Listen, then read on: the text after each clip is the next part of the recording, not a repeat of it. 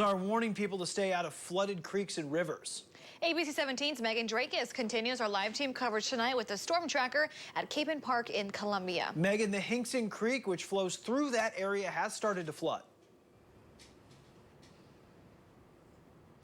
Guys, after these storms today, these conditions may seem like they're perfect for kayakers, but they can turn deadly in an instant. According to the World Health Organization, drowning is the third leading cause of unintentional injury death worldwide.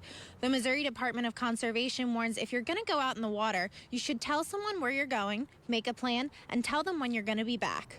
Floodwaters can be enticing to kayakers and canoers, but there's one major thing they should be aware of.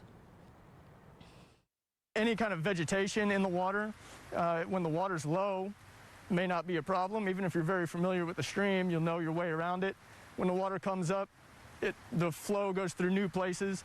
And with a situation like this, we call this a strainer. Water flows through the debris, but obviously people don't.